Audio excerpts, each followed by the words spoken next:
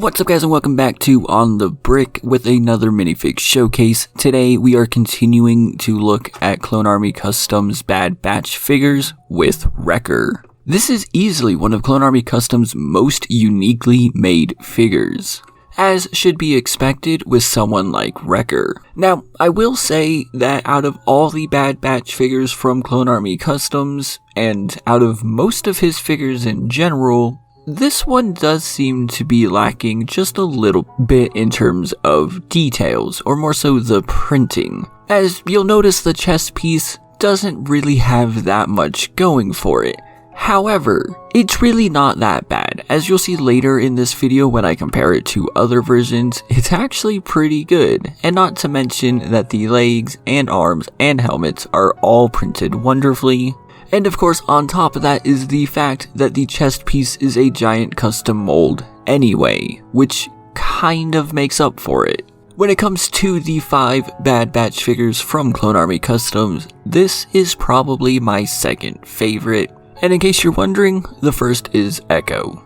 Now, as I said, the printing in this section is a little lesser than what we normally get, but still not bad. The legs have their normal amount of printing and it looks wonderful. I always love what Clone Army Customs manages to do, and I really just want to point out how perfectly aligned everything continues to be. And I also like how the custom chest piece not only bulges out in the front, but also covers the shoulders, making him bulkier, but still allowing the arms to have movement. And speaking of the arms, they actually have full wraparound printing as well this time, which is just amazing. You can't really see it from this side because of course we're looking at it, but if I switch to the back view here, you'll once again see that they have like the elbow pads and whatnot, which is really awesome, and they go all the way back. Also, there is a custom backpack for Wrecker here, which only works on his back. I'm sure it works on other figures as well, but what I'm saying is like the other Bad Batch figure backpacks don't fit here.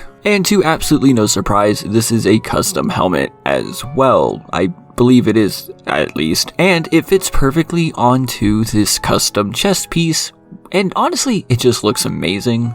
Some people have said this helmet looks weird, but I mean, that's also kind of the point. Wrecker is a bigger guy. He's not going to have a normal clone helmet. He needs something a little more unique to that, and I think this represents it wonderfully. And again, you'll really see what I mean when I do that comparison in a second. But also, just like Hunter last week, it does come with a custom printed head, which is amazing. This is probably one of the most detailed heads that I've ever gotten from a custom figure, and especially from Clone Army Customs, who tends not to do things like this. And like I said last week, it just shows how much effort he put into making sure that he got these things right and did a good job.